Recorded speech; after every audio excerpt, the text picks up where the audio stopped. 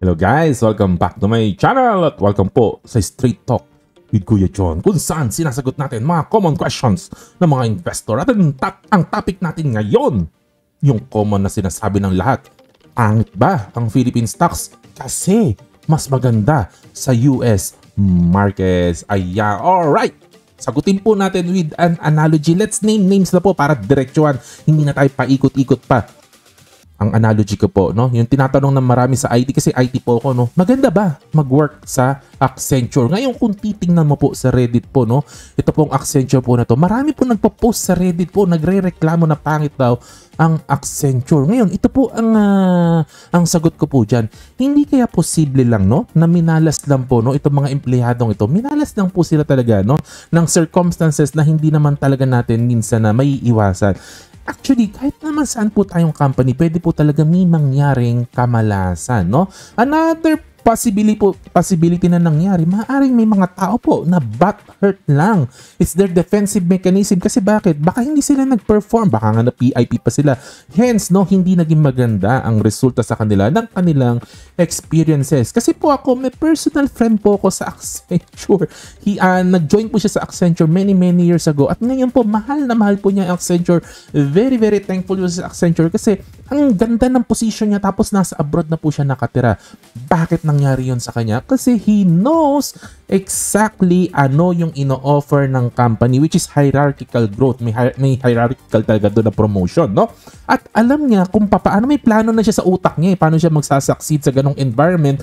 Tapos sobrang talented niya at he works very hard. So in the end, ang ganda ng experience po niya. At sa kabilang banda, meron din po akong isang alam na IT company, foreign bank na nandito sa Pilipinas. Ang taas magbigay ng sweldo, magaling mag-alaga ng tao, pero meron pa rin pong nagre-reklamo sa kanila. So, our experiences po talaga will differ kahit po parehas yung environment. Kasi sometimes magka-match kayo, sometimes bangga, minsan swerte, minsan malas. So, case-to-case basis po yan. Sa US po kasi, ang tinitingnan ng marami, S&P 500, no?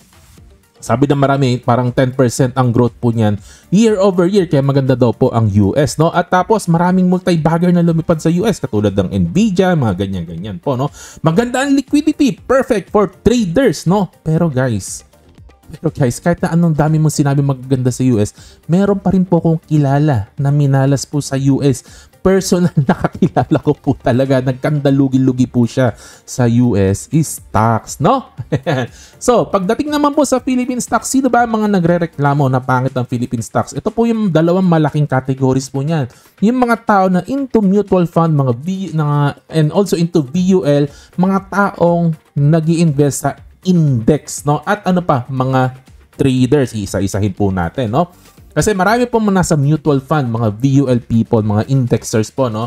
Na after 10 years nila nag-invest, actually may friend ako 6 years, mga nagko-comment sa akin 10 years na sila nag-i-invest, no?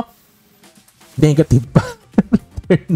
Walang kinita after 6, after 10 years. Eh, ganun po talaga kasi you made the decision, no? Na wala kang time mag-research, wala kang time mag-invest yourself. No? So, yun na naging decision mo and then nag-involve ka sa stock market, no? Actually, ako po, I always tell people na wag kang mag-i-involve sa stock market kahit na mutual fund ang papasukin mo kung wala kang balak mag-aral. Malaki po kasi nga misconception po ito sa stock market na pwede may pagkatiwala ang pera mo sa fund na hindi ka na mag-aaral kahit man lang risk, hindi mo inaaral. Mapakalaking misconception po ito. Kailangan po inaaral niyo po ito kasi this is effort versus reward na risk po ito. So, ito po talaga ang nangyayari po. Kasi yan ganun po talaga ang katotohanan po, no? Ano pa, mga traders, kasi wala po talagang volume sa stock market ngayon. For the past 3-4 years, wala pong volume sa Philippine stocks, walang excitement today. So, ganun po talaga. Pero on the other hand, marami din po ang kumita sa Philippines market. Maraming dividend stock investors ang kumita, no? Kasi dahil mura ng stocks, ang dami pong stocks po ngayon nagbibigay 5 to 8% ang dividend yield.